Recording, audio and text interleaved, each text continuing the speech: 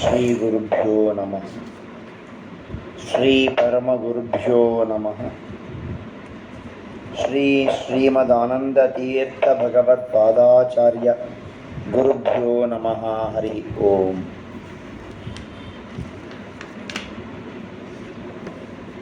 ಮಯಿ ಸ್ಥಿತೋ ಮದಂಗೇಶು ಸ್ವತಂತ್ರೋ ವ್ಯಾಪ್ತವಾನ್ ಹರಿಃ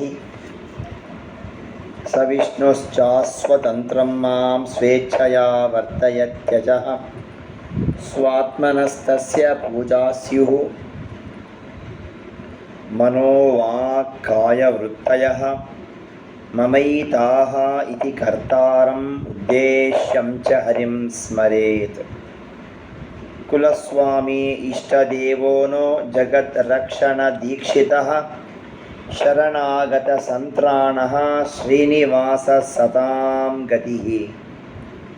ಧ್ಯಾಯೇ ನೃಸಿಂಹಮುರುವೃತ್ತ ರವಿತ್ರನೇತ್ರಂ ಜಾನುಪ್ರಸಕ್ತ ಕರಯುಗ್ಮಮಥಾಪರಾಭ್ಯಾಂ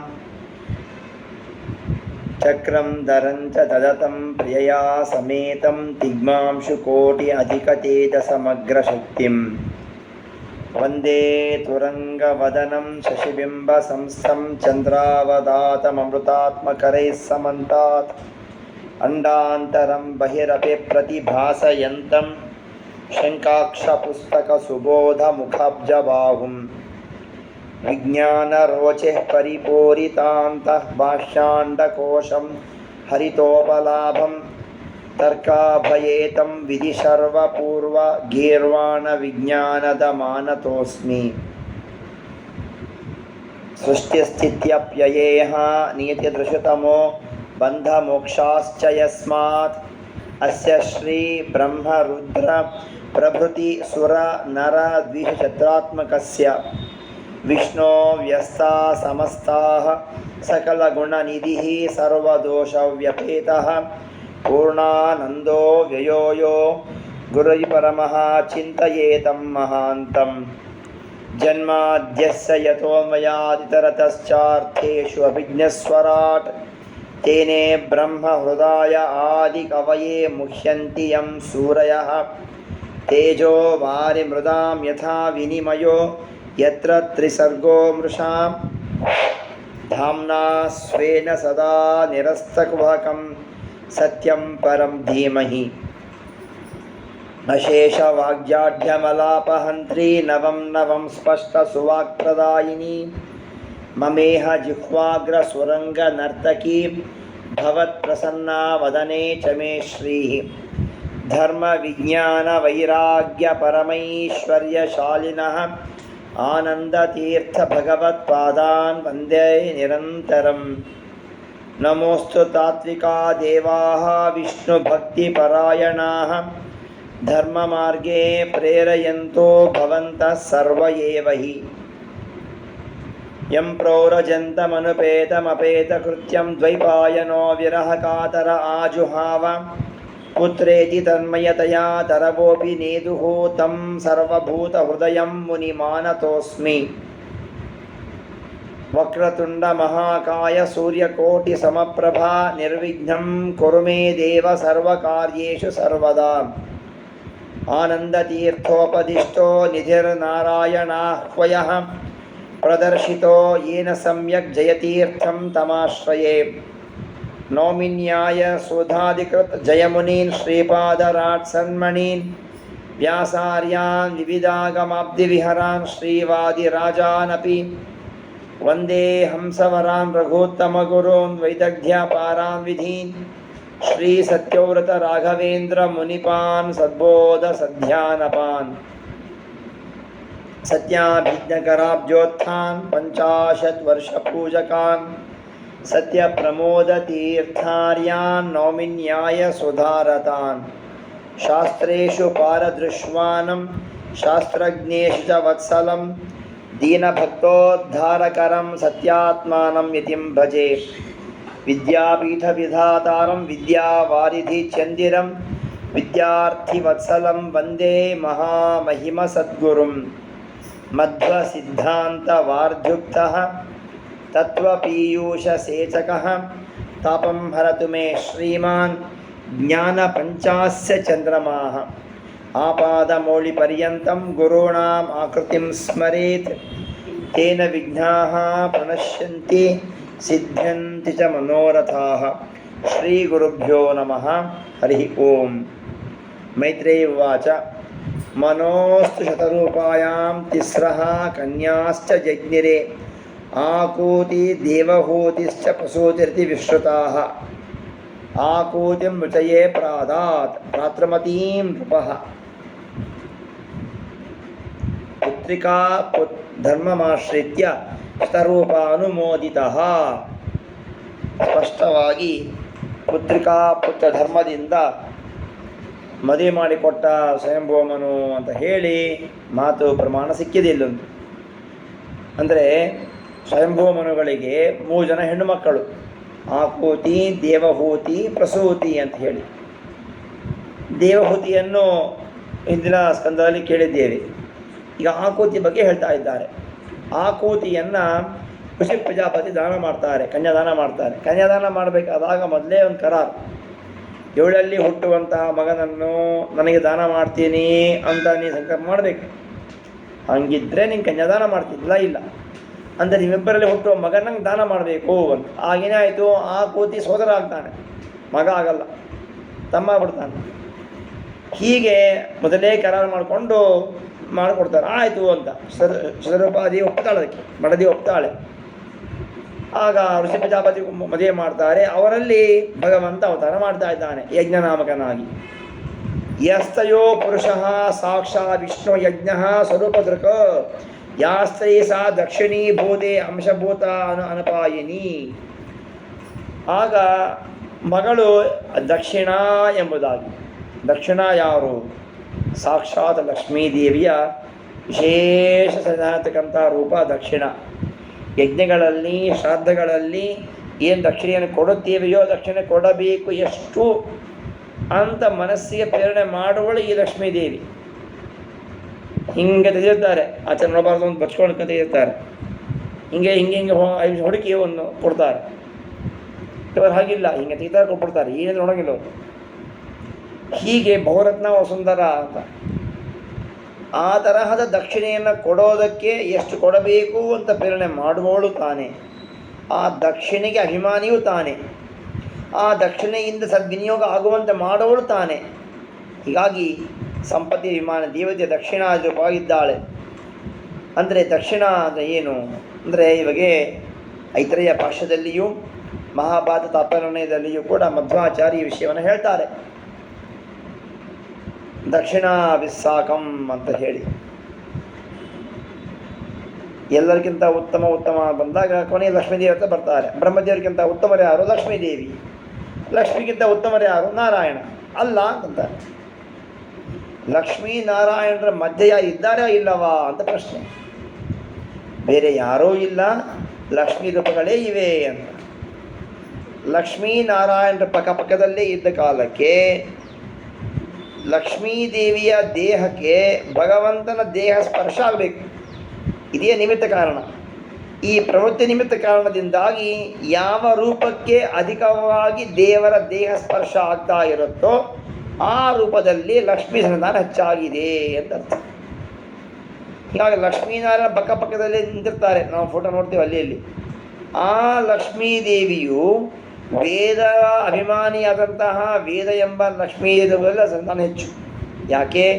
ವೇದಗಳಿಂದ ಪರಮಾತ್ಮ ವಾಚ್ಯನಾಗಿದ್ದಾನೆ, ವೇದವೇದ್ಯನಾಗಿದ್ದಾನೆ. ಆ ಕಾರಣಕ್ಕಾಗಿ ವಾಚ್ಯವಾಚಕ ಭಾವ ಸಂಬಂಧ ಬಂದದ್ದಕ್ಕಾಗಿ ಲಕ್ಷ್ಮೀಯ ರೂಪವು ವೇದ ಎಂಬುದರಲ್ಲಿ ಸಂತಾನ ಹೆಚ್ಚಾಗಿದೆ. ಈ ವೇದನಾಮಕ ಲಕ್ಷ್ಮೀದೇವಿಗಿಂತಲೂ ಯಜ್ಞಾನಾಮಕ ಲಕ್ಷ್ಮೀದೇವಿ ಸಂತಾನ ಹೆಚ್ಚು. ಯಾಕೆ? ಜ್ಞಾನವನ್ನು ಕೊಡುವ ಹರಿಯಿಂದ ಕೂಡಿ ಇದ್ದಕ್ಕೆ ಯಜ್ಞ ಅಂತ ಹೆಸರಾಗತ್ತೆ. ಜೊತೆಗೆ ಆಚಾರ ಬರೀತಾರೆ, ವಾಮಾಂಕ ಸ್ಥಿತ ಅಂತ ಬರೀತಾರೆ. ಎಡತಡೆ ಮೇಲೆ ಕೂತಿದ್ದಾಳೆ ಲಕ್ಷ್ಮೀದೇವಿಯು. ಹೀಗಾಗಿ ಕೂತಿದ್ದಾಳೆ, ದೇಹ ಸ್ಪರ್ಶವಾಯಿತು, ಜೊತೆಗೆ ಜ್ಞಾನವನ್ನು ಕೊಡುವ ಹರಿಯಿಂದ ಕೂಡಿದ್ದಾಳೆ. ಈ ಎರಡೂ ಕಾರಣಕ್ಕಾಗಿ ಆ ಲಕ್ಷ್ಮೀದೇವಿಯು ಯಜ್ಞ ಬಂದು. ಹೀಗಾಗಿ ವೇದಕ್ಕೆ ವಾಚ್ಯ ಸಂಬಂಧ ದೇಹ ಸ್ಪರ್ಶವೇ ಆಗ್ತಾ ಇದೆ. ಹಾಗಾಗಿ ಯಜ್ಞ ಉತ್ತಮಳಾದಳು. ಈ ಯಜ್ಞಕ್ಕಿಂತ ದಕ್ಷಿಣ ಎಂಬ ರೂಪ ಸಂವಿಧಾನ ಹೆಚ್ಚು ಅಂತಾರೆ. ಯಾಕೆ ಅಂದರೆ ದಕ್ಷಿಣ ಅಂತಂದರೆ ದಕ್ಷ ಅಂದರೆ ಬಲಭಾಗ, ಇನ ಅಂದರೆ ಪತಿ. ತನ್ನ ದೇಹದ ಬಲಭಾಗದಲ್ಲಿ ಪೋತಿಯಾಗಿ ಪತಿಯೇ ಇದ್ದ ರೂಪ ಅರ್ಧನಾರಿ ರೂಪ, ಪಾರ್ವತಿ ಪರಮೇಶ್ವರ ರೂಪ ಅಂತ ನಾವು ಕೇಳಿರ್ತೀವಲ್ಲ, ಹಾಗೆ ಅರ್ಧನಾರಿ ನಾರಾಯಣ ರೂಪ ಅಂತ. ಎಡಬದಿಯಲ್ಲಿ ಕಾಲಿಗೆ ಗೆಜ್ಜೆ, ಕಾಲುಂಗರ, ಬಳೆ, ಸೀರೆ, ಕಮಲ ಪುಷ್ಪ, ಅರ್ಧ ಕುಂಕುಮ, ಕಿವಿಮಂಡಲ ಕಾಣುತ್ತೆ. ಅದೇ ಬದಿಯಲ್ಲಿ ಬಂದರೆ ಅರ್ಧ ತಿಲಕ, ವೈಜಯಂತಿ ಮಾಲ ಅರ್ಧ, ಕೌಸ್ತುಭಮಣಿ ಹಾಕೊಂಡಿದ್ದಾರೆ, ಕೈಯಲ್ಲಿ ಚಕ್ರ, ಪದ್ಮಧಾರಿಯಾಗಿದ್ದಾರೆ, ಒಳ್ಳೆ ಪೀತಾಂಬರ ಹೊಟ್ಟಿದ್ದಾರೆ, ಹೀಗೆಲ್ಲ ಹರಿರೂಪ. ಈ ರೂಪ ದಕ್ಷಿಣ ರೂಪ. ಈ ದಕ್ಷಿಣ ರೂಪವೇ ರುಕ್ಮಿಣಿ. ಆ ದಕ್ಷಿಣೇ ದೇವಿ ಹುಟ್ಟಿ ಬಂದಿದ್ದಾಳೆ ಇಲ್ಲಿ ಅಂತ. ಹಾಗಾದರೆ ಅಣ್ಣ ತಂಗಿ ಹೆಂಗೆ ಮದುವೆ ಆದರು ಅದಕ್ಕೆ ಹೇಳ್ತಾರೆ ಪತ್ರಿಕಾಪಥ ಧರ್ಮ ಅಂತ ಹೇಳಿ. ಭಗವಂತ ಆ ಅಕ್ಕನ ಮಗಳ ಮದುವೆ ಆದ ದಕ್ಷಿಣೆಯನ್ನು. ಆಗ ಅವಳಲ್ಲಿ ತೋಷ, ಪ್ರತೋಷ, ಸಂತೋಷ, ಭದ್ರ, ಶಾಂತಿ, ಇಡಸ್ಪತಿ, ಇಂದ್ರ, ಕವಿ, ಭುವ, ಸ್ವಾಹ, ಸುದೇವ, ರೋಚನ ಎಂಬುದು 12 ಜನ ಇದ್ದಾರೆ. ಈ 12 ಜನಕ್ಕೆ ಸುರರಿಗೆ ತುಷಿತ ಅಂತ ಹೆಸರು. ಈ ದೇವತೆಗಳು ಇವರು ಮುಂದೆ ಮಮದದಲ್ಲಿ ಅವರು ದೇವತೆ ಆಗ್ತಾ ಇದ್ದಾರೆ. ಮರೀಚ್ಯಾದಿ ಋಷಿಗಳು ಅವರು ಋಷಿಯಾಗಿದ್ದಾರೆ ಅಂತ. ಇಲ್ಲಿ ಪ್ರಿಯವತಾ ಉತ್ತಮದ ಮಕ್ಕಳು ಇದ್ದಾರೆ ಅಂತ ಹೇಳಿದರು. ದೇವಹೂತಿಯನ್ನು ಕದ್ದಮಗಳು ಮದುವೆ ಮಾಡಿದ್ದಾರೆ, ಅದರಿಂದ ಆಗೋಗಿದೆ. ಪ್ರಸೂತಿ ಮದುವೆ ಮಾಡ್ತಾರೆ ದಕ್ಷ ಪ್ರಜಾಪತಿಗಳಿಗೆ. ಆಗ ಮರೀಚೇಸ್ತು ಪತ್ನಿ ಕಲಾ ಶಿಶುವೆ ಕರ್ದಮಾತ್ಮಜ. ಕರ್ದಮರ ಮೊದಲನೆಯ ಪುತ್ರಿ ಕಲೆಯನ್ನು ಮದುವೆ ಹುಟ್ಟಿದ್ದಾರೆ ಮರೀಚಿಗಳಿಗೆ. ಅವರಲ್ಲಿ ಕಶ್ಯಪರು ಪೂರ್ಣಿಮಾ ಹುಟ್ಟಿದ್ದಾರೆ. ಪೂರ್ಣಿಮಾ ಅಂದರೆ ಪೌರ್ಣಿಮಾ ಶೇಷ ಅಂತಕ್ಕಂಥ ವಿಮಾನ ತಿಥಿ. ಪೂರ್ಣಿಮಾ ಹೆಸರು ಗಂಗಾ ಹುಟ್ಟಿದ್ದಾಳೆ. ಪೌರ್ಣಿಮಾ ಗಂಗಾ ಅಂತ ಹೆಸರು. ಪೂರ್ಣಿಮಾ ಹಾಗೆ ಗಂಗಾ ಅಂತ ನಾಮಾಂತರ ಅಂತ ಬರೀತಾರೆ ಟಿಪ್ಪಣಿಕಾರರು. ಇನ್ನು 2ನೇ ಮಗಳು ಅನಸೂಯೆಯನ್ನು ಮದುವೆ ಹುಡ್ತಾರೆ ಅತ್ರಿ ಋಷಿಗಳಿಗೆ. ಅವರು ತಪಸ್ಸು ಮಾಡ್ತಾ ಇದ್ದರು. ಸೃಷ್ಟಿಕರ್ತ, ಸ್ಥಿತಿಕರ್ತ, ಸಂಹಾರಕರ್ತ ಪರಮಾತ್ಮನೇ ಸಂತಾನ ದಯಪಾಲಿಸು ಅಂಥೇಳಿ. ಭಗವಂತ ತಾನು ಬ್ರಹ್ಮ ರುದ್ರ ಕೂಡಿ ಬಂದ. ಪ್ರಶ್ನೆ ಮಾಡ್ತಾರೆ, ನಾನು ಕರೆದದ್ದು ಭಗವಂತನ ಒಬ್ಬನಿಗೆ, ನೀವೆಲ್ಲಾಗ ಬಂದಿರಿ ಅಂತ ಪ್ರಶ್ನೆ ಮಾಡ್ತಾರೆ. ಭಗವಂತ ಅಂದ, ನೀ ಏನು ಚಿಂತನೆ ಮಾಡಿದ್ದಿ ಅಂತಂತ. ಏನಂದು ಉಪಾಸನೆ ಮಾಡಿದ್ದಿ? ಸೃಷ್ಟಿಕರ್ತ ಇಗೋ ಸೃಷ್ಟಿಕರ್ತ, ಸಂಹಾರಕರ್ತ ಇಗೋ ಸಂಹಾರಕರ್ತ, ಸ್ಥಿತಿಕರ್ತ. ಇವರು ಯಾರು? ಇವರು ಚತುರ್ಮುಖ ಬ್ರಹ್ಮ ಅಲ್ಲ. ಈ ಬ್ರಹ್ಮ, ಈ ರುದ್ರ ಉಮಾಪತಿ ರುದ್ರ ಅಲ್ಲ. ಲಕ್ಷ್ಮೀಪತಿಯಾದಕ್ಕಂತಹ ನನ್ನ ಬ್ರಹ್ಮ ಎಂಬ ರೂಪವು ವಾಣಿಪತಿಯಾದಕ್ಕಂತಹ ಚತುರ್ಮುಖ ಬ್ರಹ್ಮದೇವರಲ್ಲಿ ಸೇರಿಕೊಂಡು ಸೃಷ್ಟಿ ಕಾರ್ಯ ಮಾಡ್ತೇನೆ. ನಾನೇ ಸ್ಥಿತಿಕರ್ತ, ರಕ್ಷಣೆ ಮಾಡ್ತೇನೆ. ಈ ಲಕ್ಷ್ಮೀಪತಿಯಾದಂಥ ರುದ್ರ ಎಂಬ ರೂಪವು ಉಮಾಪತಿ ಯುದ್ಧದೇವ ಸೇರಿಕೊಂಡು ಲಯ ಕಾರ್ಯ ಮಾಡ್ತಾರೆ. ನೀನೇನಂದಿ? ಸೃಷ್ಟಿಕರ್ತ, ಸ್ಥಿತಿಕರ್ತ, ಸಂಹಾರಕರ್ತ ಪರಮಾತ್ಮನೇ ಸಂತಾನ ದಯಪಾಲಿಸುವುದಂದಿ. ಪರಮಾತ್ಮನ ಬಂದಿದ್ದೀನಿ 3 ಜನರಾಗಿ. ಆಗ ಸ್ವಾಮಿ ನನ್ನ ಹತ್ರ ಶಕ್ತಿ ಇಲ್ಲ ಹಾಗೆ ಅಂತ. ಅದಕ್ಕೆ ಏನಿಲ್ಲ ಅಂತ ಕೊಟ್ಬಿಡ್ತಾರೆ. ಅವರು ದತ್ತಂ ದುರ್ವಾಸಸಂ ಸೋಮಂ ಆತ್ಮೇಶ ಬ್ರಹ್ಮ ಸಂಭವ ಅಂತ. ತಾವು ದತ್ತ ಹೋಗ್ಬಿಟ್ರು. ಅತ್ತೇಶೇ ದತ್ತಕ್ಕೆ ಹೋಗಿ ದತ್ತ ಆತ್ರೇಯ, ಅತ್ರಿಗೆ ದತ್ತಕ್ಕೆ ಹೋದಕ್ಕೆ ದತ್ತಾತ್ರೇಯ ಅಂತ ಆದರು. ದತ್ತಾತ್ರೇಯ ಅಂದ ತಕ್ಷಣ ದತ್ತಪೀಠ, 3 ತಲೆ 3 ನಾಯಿ, ಒಂದೇ ದೇಹ 3 ತಲೆ, ಅದಲ್ಲ. ಅದೆಲ್ಲ ನಮಗೆ ಉಪಾಸನೆ ಆ ಥರ ಮಾಡಬಾರ್ದು ನಾವು.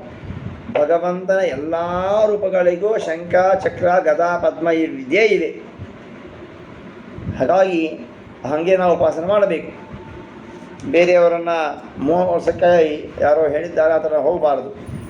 ಆದರೆ ಏನು ಕಲಿಕಾಲ, ಮಾಧ್ವ ಪರಂಪರೆಯಲ್ಲಿ ಎಷ್ಟೋ ಜನ ಹೋಗ್ತಾ ಇದ್ದಾರೆ ಅಲ್ಲಿಗೆ, ದತ್ತಪೀಠಕ್ಕೆ ಹೋಗ್ತಾ ಇದ್ದಾರೆ. ಗಾಣಗಾಪುರ ಬರುತ್ತೆ ದತ್ತಪೀಠ, ಹೋಗ್ತಾ ಇದ್ದಾರೆ. ನಮ್ಮ ಮಾಧ್ವರು ಆ ಥರ ಉಪಾಸನೆ ಮಾಡಬಾರ್ದು. ಇನ್ನು ದತ್ತಾತ್ರೇಯ ಆದ ರುದ್ರದೇವರಿಗೂ ಕೊಟ್ಟಿದ್ದಾರೆ ದುರ್ವಾಸರನ್ನು. ಹೀಗಾಗಿ ದುರ್ವಾಸರು ರುದ್ರದೇವರ ಮಕ್ಕಳು, ಅತ್ರಿ ಋಷಿಗಳ ಮಕ್ಕಳಾಗಿದ್ದಾರೆ. ಸೋಮನನ್ನು ಕೊಡ್ತಾ ಇದ್ದಾರೆ, ಚಂದ್ರನ ಕೊಡ್ತಿದ್ದಾರೆ. ಚಂದ್ರ ಯಾಕೆ ಬಂದ ಅಂತ ಪ್ರಶ್ನೆ. ಯಾಕೆ ಅಂದರೆ ಬ್ರಹ್ಮದೇವ ಕೊಡಬೇಕಿನ್ನ, ವಿಷ್ಣು ಕೊಟ್ಟ, ಶಿವ ಕೊಟ್ಟ, ಇನ್ನು ಕೊಡು ಯಾವುದು ಬ್ರಹ್ಮದೇವ ಕೊಡ್ತಾರೆ, ಅವ್ರು ಕೊಡಬೇಕಲ್ಲ ಅಂತಂದರೆ ಬ್ರಹ್ಮದೇವ ಅವತಾರವಿಲ್ಲ. ಬ್ರಹ್ಮಣಃ ನಾವತಾರೋಸ್ತಿ ಸನ್ನಿಧಾನಂತ ಕೇವಲಂ. ಈ ಸ್ಕಂದ ಪೂರ್ತಿಯಾಗಿ ನೀವು ಪಾಠ ಕೊಟ್ಟಿದ್ದೀರಿ, ಪರೀಕ್ಷೆ ಕೊಟ್ಟಿದ್ದೀರಿ. ಸ್ವಂತ ಪರೀಕ್ಷೆ ಆಗಿದೆ ನಿಮಗೆಲ್ಲರಿಗೆ. ಯಾವುದಾದ್ರು ಟಿಪ್ಪಣಿ ಮೇಲೆ ನಿಮಗೆ ಪಾಠ ಆಗಿ ನೋಟ್ಸ್ ಕೊಟ್ಟು ತಯಾರಿ ಮಾಡಿಸಿ ಭಾತಪರಿ ಎಲ್ಲ ಬ್ಯಾಟ್ ಮಾಡಿಸಿ ಸ್ವಂತ ಪರೀಕ್ಷೆ ಆಗಿದೆ ಗುರುಮುಖ ಚಾತುರ್ಮಾಸ್ಯ ಕಾಲದಲ್ಲಿ. ಅದೇ ವಿಷಯ. ಹಾಗಾಗಿ ಬ್ರಹ್ಮದೇವರು ಸನ್ನಿಧಾನ ಮಾತ್ರ ಇರ್ತಕ್ಕಂಥ ಚಂದ್ರ, ಹಾಗೆ ಚಂದ್ರ ಹುಟ್ಟಿ ಬಂದಿದ್ದಾರೆ. ಹೀಗಾಗಿ ಅದಕ್ಕೆ ನಾವು ಕೃಷ್ಣಾಷ್ಟಮಿ ಕೊಡಬೇಕಾದಾಗ ಚಂದ್ರನಾಗಿ ಕೊಡ್ತೀವಿ, ಅತ್ರಿಗೋತ ಸಂಭವ ಅಂತ ಕೊಡ್ತೇವೆ. ಹೀಗಾಗಿ ಬ್ರಹ್ಮದೇವರಿಗೆ ಅವತಾರವಿಲ್ಲ, ಆವೇಶ ಮಾತ್ರ. ಇನ್ನು ಮೂರನೇ ಮಗಳು ಬಂದು ಹೇಳ್ತಾರೆ, ಶ್ರದ್ಧಾ ಏನು ಮದುವೆ ಮಾಡ್ತಾರೆ ಅಂಗಿರಸರಿಗೆ. ಅವರಲ್ಲಿ ಸಿನಿವಾಲಿ, ಕುಹು, ಅನುಮತಿ, ರಾಕ, ಉಚತ್ಯ ಮತ್ತು ಬೃಹಸ್ಪತಿ ಅಂತ ಇವರು ಮಕ್ಕಳು. ಸಿನಿವಾಲಿ, ಕುಹು, ಅನುಮತಿ, ರಾಕ ಯಾರು ಅಂದರೆ ಕೃಷ್ಣ ಪಕ್ಷ ಚತುರ್ಶ ಅಭಿಮಾನಿ ದೇವತೆ ಸಿನಿವಾಲಿ, ಕುಹು ಅಮಾವಾಸ್ಯ ಅಭಿಮಾನಿ ದೇವತೆ, ಅನುಮತಿ ಶುಕ್ಲಪಕ್ಷ ಚತುರ್ದಶಿಗೆ, ರಾಕ ಪೌರ್ಣಿಮೆಗೆ ಅಭಿಮಾನಿ ದೇವತೆ. ಅವರು ಹುಟ್ಟಿ ಬಂದಿದ್ದಾರೆ ಅಂತ. ನಂತರದಲ್ಲಿ ನಾಲ್ಕನೇ ಮಗಳು ಹವಿರ್ಭುವಿಯ ಮದುವೆ ಮಾಡ್ತಾರೆ ಪುಲಸ್ಥರಿಗೆ. ಅವರಿಂದ ಅಗಸ್ತ್ಯರು, ವಿಶ್ರವಸರು ಹುಟ್ಟಿದರು. ವಿಶ್ರವಸ ಎನ್ನು ಇಡ ಮದುವೆ ಆಗ್ತಾರೆ, ಅವರು ಹುಟ್ಟಿ ಬಂದವರೇ ಕುಬೇರ. ವಿಶ್ರವಸ ಕೈಕಸಿಯನ್ನು ಮದುವೆ ಆಗ್ತಾರೆ, ಅವರಲ್ಲಿ ರಾವಣ, ಕುಂಭಕರ್ಣ, ವಿಭೀಷಣ ಹುಟ್ಟಿ ಬಂದಿದ್ದಾರೆ. ಇಲ್ಲಿ ಅವರು ಪ್ರಶ್ನೆ ಮಾಡ್ತಾರೆ, ರಾವಣನಿಗೆ ರಾಭಣ ಅಂತಾರೋ ರಾವಣ ಅಂತಂತಾರೋ ಅಂತ. ಏನಾಗತ್ತೆ ಅವಾಂತರ ವಿಷಯ ನೆನಪಾಯಿತು, ಹೇಳ್ತೀನಿ. ಕಾಳಿದಾಸನನ್ನು ಮೋಸ ಮಾಡ್ತಾರೆ. ಆ ರಾಣಿಯನ್ನು ಮದುವೆಯಾಗಬೇಕು ಅಂತ ಮಂತ್ರಿ ಮಗ ಅಪೇಕ್ಷೆ ಪಡ್ತಾನೆ, ರಾಜಕುಮಾರಿಯನ್ನು. ಹೋಗಿ ಹೇಳ್ತಾನೆ ಮಂತ್ರಿ, ನಿನ್ನ ಮಗಳನ್ನ ಕೊಟ್ಟು ಮದುವೆ ಮಾಡು. ಹಾಗೆ ನೀನು ನನಗೆ ಕೆಳ ಕೆಲಸ ಮಾಡೋ ಮಂತ್ರಿ, ನಿನಗೆ ನನ್ನ ಮದುವೆ ಮಾಡೋಕೆ ರಾಜಕುಮಾರ ಮದುವೆ ಮಾಡಬೇಕಾ? ಸಾಧ್ಯ ಇಲ್ಲ ಅಂತ ಹೇಳ್ತಾನೆ. ಮೋಸ ಮಾಡಿಬಿಟ್ಟು ಒಳ್ಳೆ ವಿದ್ವಾಂಸನ ಮದುವೆ ಮಾಡ್ತೀವಿ ಅಂತ ನಿಮಗೆ ಆಗೋದಿಲ್ಲ, ಕೊಡೋಲ್ಲ. ಕ್ಷತ್ರಿಯರೇ ಆಗ್ತೀವಿ, ಇಲ್ಲ ಯೋಗ್ಯ ವಿದ್ವಾಂಸನ ಆಗ್ತೀನಿ, ಬ್ರಾಹ್ಮಣರ ಆಗ್ತೀನಿ ಅಂತ. ಒಬ್ಬ ಕುರುಬ ನನ್ನ ತಂದು ಅವನಿಗೆ ಒಳ್ಳೆ ಬ್ರಾಹ್ಮಣ ವೇಷ ಹಾಕಿಬಿಟ್ಟು ಮಹಾ ವಿದ್ವಾಂಸ ಅಂತ ಮೋಸ ಮಾಡಿಬಿಡ್ತಾರೆ. ಮದುವೆ ಆಗತ್ತೆ. ಪ್ರಸ್ತುತದಲ್ಲಿ ಗೊತ್ತಾಗತ್ತೆ ಇವನು ವಿದ್ಯಾಹೀನ ಅಂತ. ಸರಿ ಅಂತ ರಹಸ್ಯವಾಗಿ ಹೊರಗೆ ಬಂದುಬಿಟ್ಟು ನನ್ನ ಪತಿ ನೀನು ನಮಗೋಸ್ಕರ ಜವಾಬ್ದಾರಿ ಅಂತ ಹೇಳಿ ಹೋಗಿ ಕಾಳಿಯ ದೇವಿಗೆ ಆಶ್ರಯ ಪಡು ಅಂತ ಕಳಿಸ್ತಾರೆ. ಗ್ರಾಮ ದೇವತೆ ಕಾಳಿದೇವಿ ಹೊರಗೆ ಬರೋ ಕಾಲಕ್ಕೆ ಅಡ್ಡ ಹಾಕಿ ಮಾಡಿ ನನಗೆ ವಿದ್ಯೆ ಕೊಡು ಅಂತ ಕೇಳಿದಾಗ ನೀನು ಆಯಿತು ಅಂತ ವಿದ್ಯೆ ಕೊಡ್ತಾರೆ. ಕಾಳಿದಾಸ ಅಂತ ಹೆಸರಾಗುತ್ತೆ, ಕವಿ ಅಂತ ಹೆಸರು. ಅವರು ಬರೆದಂತಹ ಅವರು ಹೇಳ್ತಾರೆ, ನೋಡು ಅದಕ್ಕಿಂತ ಮೊದಲು ರಾಜ ಪರೀಕ್ಷೆ ಮಾಡ್ತಾನೆ ನಿನಗೆ ಆ ಮದುವೆ ಪ್ರಸಂಗದಲ್ಲಿ. ಯೋಗ್ಯ ವಿದ್ವಾಂಸ ಅದರಲ್ಲೂ ಹೋಗಿ ಕೇಳ್ತಾರೆ. ಆಗ ಪ್ರಶ್ನೆ ಮಾಡ್ತಾನೆ ರಾಜ, ರಾವಣನಿಗೆ ರಾವಣ ಅಂತ ರಾಭಣ ಅಂತಾರ? ಏನೇ ಪ್ರಶ್ನೆ ಕೇಳಿದ್ರು ಶಿಷ್ಯ ಉತ್ತರ ಹೇಳು ಅಂತ ಇಷ್ಟೇ ಹೇಳಿ, ನೀನೇನು ಮಾಡಬೇಡ ಅಂತ. ಅದು ಮರ್ತು ಬಿಟ್ಟು ಆ ಸಭೆಯಲ್ಲಿ ಅದು ಗೌರವ ನೋಡಿಕೊಂಡು ರಾವಣ ಅಂದ್ಬಿಡ್ತಾರೆ ಅಂತ. ರಾಮಾಯಣದಲ್ಲಿ ಜಗತ್ತಿನ ಎಲ್ಲ ಕಡೆ ಕೂಡ ರಾವಣ ಅಂತ ಪ್ರಸಿದ್ಧಿ ಇದೆ, ರಾವಣ ಇಲ್ಲಲ್ಲ ಅಂತ. ಆಗ ಕಾಳಿದಾಸ ಅಲ್ಲೇ ಜೊತೆಗೆ ಇರ್ತಾನೆ. ಅವನು ಹೇಳ್ತಾನೆ, ನಿಮ್ಮನ್ನು ಅವಮಾನ ಮಾಡಬೇಕು ಅಂತ ಹೇಳಿ ಕಾಳಿದಾಸ ಗುರು ಅಂತ ನನಗೆ ಮಾಡಿ ಮಾಡ್ತಿದ್ದಾರೆ, ನನಗೆ ರಕ್ಷಣೆ ಮಾಡಿ ನೀವು ಅಂತ. ಇಲ್ಲೇ ಸುರಕ್ಷಿತಾಗತ್ತೆ ನನಗೆ. ಆಗ ಏನೇ ಪ್ರಶ್ನೆ ಕೇಳಿದ್ರು ನಾನು ಹೇಳ್ತೀನಿ, ನಾನು ಶಿಷ್ಯ ಹೇಳ್ತೀನಿ ಅಂತ ಹೇಳಿಬಿಡು, ನಿನ್ನ ಮಾನ ಉಳಿತದೆ ಅಂತ. ಅದು ಮರ್ತು ಬಿಟ್ಟು ಅವನೇನು ಮಾಡ್ತಾನೆ ಅಂದರೆ, ಶಿಷ್ಯ ಹೇಳು ಅಂತ ಹೇಳ್ತಾನೆ. ರಾವಣ ಅಂತ ಕರೀತಾರೆ ಅಂತ ಹೇಳಿಬಿಟ್ಟು ಶಿಷ್ಯ ಅಂತ ಶಿಷ್ಯ ನಕ್ಕಿ ಬಿಡ್ತಾನೆ. ಆಯ್ತಪ್ಪ ಗುರುಗಳೇ ಆಜ್ಞೆ ಹೇಳ್ತೀನಿ ಅಂತ ಕಾಳಿದಾಸ ಎಚ್ಚುಕೊಳ್ತಾನೆ. ಅವನು ಹೇಳಿದ ಮಾತು, ಭಕಾರಸ್ಯ ಕುಂಭಕರ್ಣಸ್ಯ ಭಕಾರೇ ಚ ವಿಭೀಷಣಿ ತಯೋರ್ಮಧ್ಯೆ ಕುಲಜ್ಯೇಷ್ಠೆ ಭಕಾರ ಕಿಮ್ನ ವಿದ್ಯತೆ. ಕವಿ ಕಾಯಾಸನ ಕಾಳಿಯ ಮಾತೆ ಅನ್ಕಪದ ಬಂದವನು. ಭಕಾರ ಕುಂಭಕರ್ಣದಲ್ಲೂ ಭಕಾರ ಇದೆ, ವಿಭೀಷಣದಲ್ಲೂ ಭಕಾರ ಇದೆ. ಇಬ್ಬರಿಗೂ ಅಣ್ಣ ರಾವಣ, ಯಾಕೆ ಭಕಾರ ಇರಬಾರ್ದು, ರಾವಣ ಅಂತ ಕರೀತಾರೆ ಅಂತ ಹೇಳ್ಬಿಡ್ತಾನೆ. ಹೀಗೆ ಆ ವ್ಯಕ್ತಿಯ ಮಾನ ಉಳಿಸೋದಕ್ಕೆ ಮಾಡಿ ಅವನಿಗೆ ದುಡ್ಡು ಕೊಟ್ಟು ಕಳಿಸಿ ಉಳಿಸ್ತಾನೆ ಕಾಳಿದಾಸ ಕವಿ ಅಂತ ಹಾಗೆ ಬಂದದ್ದು. ಆ ರಾವಣ ಈಗ ರಾವಣ, ಕುಂಭಕರ್ಣ, ವಿಭೀಷಣ ವಿಷ್ಣುವಸರಿಂದ ಕೆಸೆಟ್ಟು ಬರ್ತಾರೆ. ಧಾತ ಆಯಾತಿ ಇವರಲ್ಲಿ ಮೃಕಂಡ ಋಷಿಗಳು, ವಿಧಾತ ನಿಯತಿ ಅಂತ ಅವರ ಮಕ್ಕಳು, ಅವರಲ್ಲಿ ಪ್ರಾಣ ಹುಟ್ಟಿ ಬಂದಿದ್ದಾರೆ. ಮೃಕಂಡ ಪುತ್ರರೇ ಮಾರ್ಕಂಡೇಯರು, ಪ್ರಾಣಪುತ್ರರೇ ವೇದಶಿರಸ್ಸು ಎಂಬತಕ್ಕಂಥ ಆಗಿ ಹುಟ್ಟಿ ಬಂದಿದ್ದಾರೆ ಅಂತ. ಇನ್ನು 5ನೆಯ ಮಗಳು ಮತಿ. ಮತಿಯನ್ನು ಪುನಃ ಮದುವೆ ಮಾಡ್ತಾರೆ. ಅವರಲ್ಲಿ ಕರ್ಮಶ್ರೇಷ್ಠ, ವರೀಯಾಂಶ, ಸಹಿಷ್ಣು ಅಂತ ಮಕ್ಕಳಾಗಿದ್ದಾರೆ. 6ನೇ ಮಗಳು ಕ್ರಿಯೆಯನ್ನು ಕ್ರತುಗೊತ್ತು ಮದುವೆ ಮಾಡ್ತಾರೆ. ಕ್ರತು ಮತ್ತು ಕ್ರಿಯಾ ಇವರಲ್ಲಿ ಹುಟ್ಟಿ ಬಂದವರೇ ವಾಲಕಿಲ್ಯರು, 60,000 ಮಂದಿ ಋಷಿಗಳು. ಅಂಗುಷ್ಟಷ್ಟೇ ಪರಿಮಾಣತಕ್ಕಂಥವರು ಅಖಂಡ ತಪಸ್ಸು ಮಾಡ್ತಾ ಇದ್ದಾರೆ. ಸಕಾಲಕ್ಕೆ ಸೂರ್ಯ ಅರ್ಘ್ಯ ನಾವು ಕೊಡ್ತೀವೋ ಬಿಡ್ತೀವೋ ಗೊತ್ತಿಲ್ಲ, ಅವರಂತೂ ಕೊಟ್ಟು ರಕ್ಷಣೆ ಮಾಡ್ತಾರೆ. ಮಂದೇಹ ನಾಮಕ ರಾಕ್ಷಸರ ಗುಂಪು ಜಗತ್ತು ವಶ ಆಗಬೇಕು ಅಂತ. ಜಗತ್ತು ನಡೀತಾರೆ ಯಾರಿಂದ? ಸೂರ್ಯ ಹುಟ್ಟಿದ್ರೆ ನಡೀತದೆ. ಜಗತ್ತಿನ ಪ್ರಚೋದನೆ ಪ್ರವೃತ್ತಿ ಆಗ್ತಾ ಇರೋದು ಸೂರ್ಯನಿಂದ. ಅವನೇ ಕೊಂದು ಬರೋಣ, ಸೂರ್ಯಲ್ಲೇ ಇಲ್ಲ ಅಂತ ತಪಸ್ಸು ಮಾಡ್ತಾರೆ, ಮೊರ ಪಡಿತಾರೆ. ಆಗ ಬಂದು ಬರ್ತಾರೆ ಬ್ರಹ್ಮದೇವರ ಆಜ್ಞೆಯ ಮೇರೆಗೆ ಈ ವಾಲಕಿಲ್ಯರು ಸಕಾಲಕ್ಕೆ ಕೊಡ್ತಾರೆ ಅರ್ಘ್ಯವನ್ನು. 1ನೇ ಅರ್ಘ್ಯದಿಂದಾಗಿ ಅವರ ವಾಹನ ನಾಶ, 2ನೇ ಅರ್ಘ್ಯದಿಂದಾಗಿ ಅವರ ಅಸ್ತ್ರಗಳ ನಾಶ, 3ನೇ ಅರ್ಘ್ಯದಿಂದ ಅವರೇ ನಾಶ ಆಗ್ತಾರೆ. ಆದರೆ ಮರ ಇದ್ದದ್ದಕ್ಕೆ ಮತ್ತೆ ಮಧ್ಯಾಹ್ನ ಹುಟ್ಟಿ ಬರ್ತಾರೆ. ಬೆಳಗ್ಗೆ ಹುಟ್ಟಿದರು, ಸತ್ತೋದರು, ಮತ್ತೆ ಬರ್ತಾರೆ, ಸಂಧಿ ಮತ್ತೆ ಬರ್ತಾರೆ. ಹಾಗೆ ನಾವು ಅರ್ಘ್ಯವನ್ನು ಸಕಾಲಕ್ಕೆ ಕೊಡದೇ ಇದ್ದರೆ ಸೂರ್ಯ ಹತ್ಯೆ ದೋಷ ಬರುತ್ತೆ. ಆ ದೋಷ ಪರಿಹಾರಕ್ಕಾಗಿ ನಾಲ್ಕು ಕೊಡಬೇಕು ಅಂತ ಹೇಳ್ತಾರೆ. ಹೀಗೆ ಆ ವಾಲಕಿಲ್ಲರು ಅದನ್ನು ರಕ್ಷಣೆ ಮಾಡ್ತಾ ಇದ್ದಾರೆ ಜಗತ್ತನ್ನು. ಮಹಾಜ್ಞಾನಿಗಳು. 7ನೇ ಮಗಳು ಅರುಂಧತಿ ಮದುವೆ ಮಾಡ್ತಾರೆ. ಅಷ್ಟರಷ್ಟು ಮದುವೆ ಮಾಡ್ತಾರೆ. ವಸಿಷ್ಠರಿಂದ ಆ ಅರುಂಧತಿಯಲ್ಲಿ ಚಿತ್ರಕೇತು, ಸುರೋಚಿ, ವಿರಜ, ಮಿತ್ರ ಇದಾಗಿ ಉದ್ಗಣ, ವಸುಭೃತ, ಜಿಮಣಿ, ಶಕ್ತಿ ಅಂತ ಲಾಸ್ಟ್ ಮದುವೆ ಮಕ್ಕಳಾಗಿದ್ದಾರೆ. ಇನ್ನು ಶಾಂತಿ ಎಂಬ 8ನೇ ಮಗಳ ಮದುವೆ ಮಾಡ್ತಾರೆ ಅಥರ್ವಣ ಋಷಿಗಳಿಗೆ. ಅವರಲ್ಲಿ ಧೃತವ್ರತ, ದದ್ಯಂಚಿ ಹುಟ್ಟಿ ಬಂದಾರೆ. 9ನೇ ಮಗಳು ಖ್ಯಾತಿ ಮದುವೆ ಮಾಡ್ತಿದ್ದಾರೆ ಭೃಗು ಋಷಿಗಳಿಗೆ. ಅವರಲ್ಲಿ ಧಾತ, ವಿಧಾತ, ಕವಿ, ಆ ಕವಿಯಿಂದ ಅವರೇ ಶುಕ್ರಗ್ರಹ ಆಗಿದ್ದಾರೆ ಅಂತ. ಇನ್ನು ಪ್ರಸೂತಿಯನ್ನು ಕೊನೆಯ ಮಗಳ ಮದುವೆ ಮಾಡ್ತಾರೆ ದಕ್ಷ ಪ್ರಜಾಪತಿಗಳಿಗೆ. ದಕ್ಷ ಪ್ರಜಾಪತಿಗಳಿಂದ ಶ್ರದ್ಧಾ, ಮೈತ್ರಿ, ದಯಾ, ಶಾಂತಿ, ತುಷ್ಟಿ, ಪುಷ್ಟಿ, ಕ್ರಿಯಾ, ಉನ್ನತಿ, ಬುದ್ಧಿ, ಮೇಧಾವಿ, ತಿತಿಕ್ಷಾ, ಹರಿ, ಮೂರ್ತಿ ಅಂತ ಹೇಳಿ ಮಕ್ಕಳಾಗಿದ್ದಾರೆ. ಇವರೆಲ್ಲರನ್ನು ಕೂಡ ಯಮಧರ್ಮ ಮದುವೆ ಮಾಡ್ತಾರೆ ಧರ್ಮ ಪ್ರಜಾಪತಿಗಳಿಗೆ. ಆ ಧರ್ಮ ಪ್ರಜಾಪತಿಗಳಿಂದ ಶ್ರದ್ಧೆಯಿಂದ ಶುಭ, ಮೈತ್ರಿಯಲ್ಲಿ ಪ್ರಸಾದ, ದಯಾಯಲ್ಲಿ ಅಭಯ, ಶಾಂತಿಯಲ್ಲಿ ಸುಖ, ತುಷ್ಟಿಯಲ್ಲಿ ಮುದ, ಪುಷ್ಟಿಯಲ್ಲಿ ಸ್ಮಯ, ಕ್ರಿಯಾಯಲ್ಲಿ ಯೋಗ, ಉನ್ನತಿಯಲ್ಲಿ ದರ್ಪ, ಬುದ್ಧಿಯಿಂದ ಅರ್ಥ, ಮೇಧಾವಿಯಲ್ಲಿ ಸ್ಮೃತಿ, ತಿತಿಕ್ಷೆಯಲ್ಲಿ ಕ್ಷೇಮ, ಹರಿಯಲ್ಲಿ ಪ್ರಶ್ರಯ, ಮೂರ್ತಿಯಲ್ಲಿ ನರ, ನಾರಾಯಣ, ಹರಿ, ಕೃಷ್ಣ ಅವತಾರ ಮಾಡಿದ್ದಾರೆ. ಇಲ್ಲಿ ಬಂದು ನಾರಾಯಣನೇ ಪಂಚರಾತ್ರ ಪ್ರವರ್ತಕ. 100 ಕೋಟಿ ಶ್ಲೋಕವಾಗಿದೆ.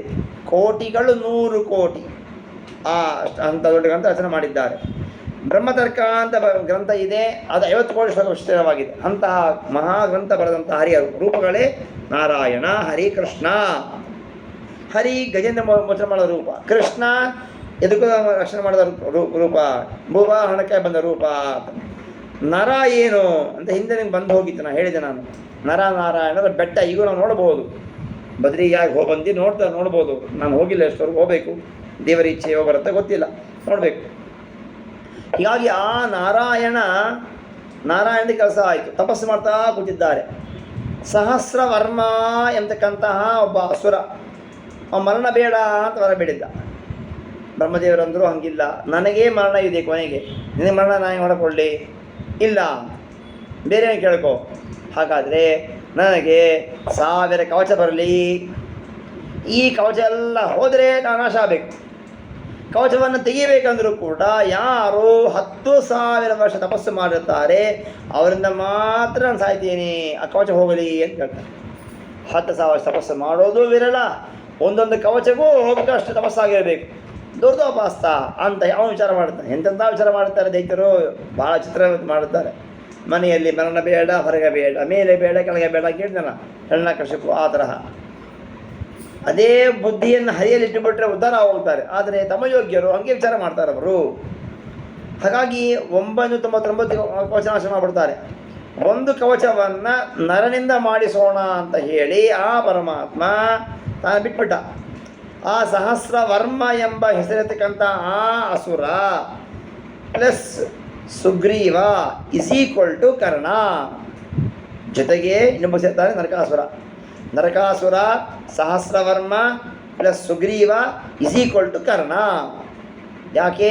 ಪುರಾಹಿ ವಾಲಿಮಾರಣ ಪ್ರಭೂತ ದೋಷ ಕಾರಣ ಸಹಸ್ರವರ್ಮ ನಾಮಿನ ಅಸುರೇಣ ಅವೇಶಿತ ಅಜನಿ ಅಂತ ಆಚಾರ್ಯ ಹೇಳ್ತಾರೆ. ಸುರರಲ್ಲಿ ಬೇಕಾದ ಅಪರಾಧ ಮಾಡಿರಲಿ, ಅವ್ರಿಗೆ ಕ್ಷಮೆ ಇದೆ. ತಮಗಿಂತ ಉತ್ತಮರಿಗೆ ಮಾನಸಿಕವಾಗಿಯೂ ದ್ರೋಹ ಮಾಡಬಾರದು. ಸುಗ್ರೀವ ದ್ರೋಹ ಮಾಡಿಲ್ಲ, ಸನ್ಮಾನ ಮಾಡಿಸ್ಬಿಟ್ಟ. ದೊಡ್ಡ ಅಪರಾಧಕ್ಕೆ ಪ್ರಭೂತ ದೋಷ ಕಾರಣ ಅಂತಾರೆ ಆಚಾರ್ಯರು. ಈ ಕಾರಣಕ್ಕಾಗಿ ಅವನ ಸುಗ್ರೀವನಿಗೆ ದೋಷ ಬಂಧಕ್ಕೆ ಹುಟ್ಟಿದ. ಆ ನರ ಅಂದರೆ ಯಾರು? ಭಗವಂತ, ವಾಯುದೇವರು, ಯಶದೇವರು ಕೂಡಿರ್ತಕ್ಕಂಥ ರೂಪನೇ ನರ. ಭಗವಂತ ಪ್ಲಸ್ ವಾಯುದೇವರು ಪ್ಲಸ್ ಶೇಷದೇವರು = ನರ. ಆ ರೂಪ ಸೇರಿದೆ ಅರ್ಜುನನಲ್ಲಿ. ಆ ನರ ಪ್ಲಸ್ ವೀರ ರೂಪ ಇರತಕ್ಕಂತಹ ವಾಯುದೇವರು ಪ್ಲಸ್ ಇಂದ್ರದೇವರು = ಅರ್ಜುನ ಅಂತ ಹೇಳ್ತಾರೆ. ಹೀಗೆ ಆ ರೂಪವಾಗಿದೆ ಅಂತ. ಇನ್ನು ಸ್ವಾಹ ಅಂತಕ್ಕಂತಹ ಮಗಳನ್ನು ಮದುವೆ ಮಾಡಿಕೊಡ್ತಿದ್ದಾರೆ ಅಗ್ನಿದೇವತೆಗಳಿಗೆ. ಆ ಅಗ್ನಿದೇವರಿಂದ ಸ್ವಾಹಯಲ್ಲಿ ಪಾವಕ, ಪವಮಾನ, ಶುಚಿ ಅಂತ ಮಕ್ಕಳಾಗಿ ಹುಟ್ಟಿ ಬಂದಿದ್ದಾರೆ. ಆ ಮಕ್ಕಳಿಗೆ 3 ಜನ ಮಕ್ಕಳಿಗೆ 45 ಮಂದಿ ಮಕ್ಕಳು. ಹೀಗಾಗಿ ಮೊಮ್ಮಕ್ಕಳು ಮಕ್ಕಳು ತಾನು ಸೇರಿಕೊಂಡು ಅಗ್ನಿಗಣ 49 ಜನ ಆಗಿದ್ದಾರೆ. ತೇಭ್ಯ ಅಗ್ನೇಯ ಸಮಭವನ್ ಚತ್ವಾರಿಂಶತ ಪಂಚಚ ಏಕೌನ 50 ಸಾಕಂ ಪಿತಾಮಹಿ ಅಂತ. ಅಗ್ನಿಯ ಗಣ 49 ಜನ. ಇನ್ನು ಸ್ವಧಾ ಅಂತಕ್ಕಂಥ ಮಗಳ ಮದುವೆ ಮಾಡ್ತಿದ್ದಾರೆ ಪತಿಗಳಿಗೆ.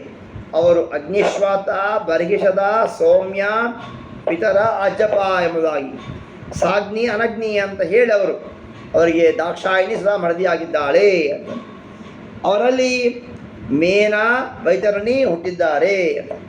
ಕೊನೆಯ ಮಗಳು ಸತೀದೇವಿಯನ್ನು ಮದುವೆ ಮಾಡ್ತಾರೆ ರುದ್ರದೇವರಿಗೆ ಅಂತ. ಇಲ್ಲಿ ಒಮ್ಮೆ ಏನಾಗತ್ತೆ ಅಂದರೆ, ಈ ದಕ್ಷ ಪ್ರಜಾಪತಿಯು ಒಂದ್ಸಲ ವಿಶ್ವಸೃಕ್ಕೆ ಅಂತಕ್ಕಂಥ ಯಜ್ಞ ಮಾಡ್ತಾ ಇರ್ತಾರೆ. ಎಲ್ಲ ದೇವತೆಗಳು ಅಲ್ಲಿ ಆಹ್ವಾನ ಇರ್ತದೆ. ವಿಶ್ವಸೃಜಿ ಅಂತಕ್ಕಂತಹ ಸತ್ರದಲ್ಲಿ ಇರಬೇಕಾದಾಗ ಎಲ್ಲ ಸ್ವರರು ಬಂದಿರ್ತಾರೆ. ಕೊನೆ ಬರ್ತಾರೆ ದಕ್ಷ ಪ್ರಜಾಪತಿ ಬಂದಾಗ ಹಿರಿಯವನು ಅಂತ ಎಲ್ಲ ಇದ್ದು ನಮಸ್ಕಾರ ಮಾಡಿದರು. ಅದೊಂದು ಮಠಕ್ಕೆ ಜ್ಞಾನಿಗಳು ಅಥವಾ ಆಚಾರ್ಯರು ದೊಡ್ಡವರು ಬಂದಾರೆ ಅಂತಂದರೆ ಕೂತವರು ಎದ್ದು ನಿಂತು ನಮಸ್ಕಾರ ಮಾಡಬೇಕು. ಅದು ಗೌರವ ಅಂದರೆ ನೀವು ಗೌರವ ಕೊಟ್ಟರು ಒಂದೇ ಬಿಟ್ಟರು ಒಂದೇ, ಅವ್ರಿಗೇನು ಜ್ಞಾನಿಗಳಿಗೆ ಆಚಾರ್ಯರಿಗೆ ಏನಾಗೋದಿಲ್ಲ. ನಮ್ಮ ಪುಣ್ಯ ನಮ್ಗೆ ದಕ್ತದೆ ಅಷ್ಟೇ, ನಮ್ಮ ಪುಣ್ಯ ನಮ್ಗೆ ದಕ್ತದೆ. ಇಲ್ಲದಿದ್ದರೆ ಪಾಪ ಬರುತ್ತೆ. ಏನು ಪಾಪ ಬರುತ್ತೆ? ಉದಾಹರಣೆ, ಗಜೇಂದ್ರ ತಾನು ಹರಿಜ್ಞಾನ ಕೂತಿದ್ದಾನೆ ಅಷ್ಟೇ, ಆದರೂ ಕೂಡ ಶಾಪದಿಂದಾಗಿ ಆನೆಯಾಗಿ ಹುಟ್ಟಿದರು. ತಾವು ಮಾಡು ವಿಧಿಯನ್ನು ಮಾಡಿಬಿಟ್ರೆ ಆಗೋಯ್ತು. ಹಾಗಾಗಿ ಏನಾಯಿತು ಅಂದರೆ ದೇವರು ಎಲ್ಲರಿದ್ದು ಗೌರವ ಕೊಟ್ಟು ನಮಸ್ಕಾರ ಮಾಡಿದರು. ಇವರು ಕೊಡಲಿಲ್ಲ. ಬೇರೆ ಕಾರ್ಯ ಉದ್ಯುಕ್ತರಾಗಿದ್ದರು, ಕೊಡಲಿಲ್ಲ. ಯಾಕೆ ಅದು ಕೊನೆಗೆ ಹೇಳ್ತೇನೆ ಆ ಮಾತು, ಅಥವಾ ಈಗ ಹೇಳ್ಬಿಡ್ತೇನೆ ಮತ್ತೊಮ್ಮೆ ಸರ್ ಕಷ್ಟ. ಮಹಾ ಅಧಿಷ್ಠಾನಭೂತರಾಗತಕ್ಕಂತಹ ಬ್ರಹ್ಮದೇವರು ಅವರ ನಿಯಾಮಕ ವಾಸುದೇವನ ಹರಿ ಉಪಾಸನೆ ಮಾಡ್ತಾ ಇರ್ತಾರೆ. ಹರಿಧ್ಯಾನದಲ್ಲೇ ಇದ್ದದಕ್ಕಾಗಿ ರುದ್ರದೇವರು ತಾವು ನಮಸ್ಕಾರ ಮಾಡೋದಿಲ್ಲ ಎದ್ದು ಮಾವನಿಗೆ, ಹರಿಧ್ಯಾನದಲ್ಲೇ ಕೂತಿದ್ದಕ್ಕಾಗಿ. ಹೀಗೆ ಗೌರವ ಕೊಡೋದಿಲ್ಲ, ಗೌರವ ಕೊಟ್ಟಿಲ್ಲ ಅಂತ ಹೇಳಿ ಸಿಟ್ಟು ಬರ್ತದೆ. ಸಮಯ ಅಭವತ್.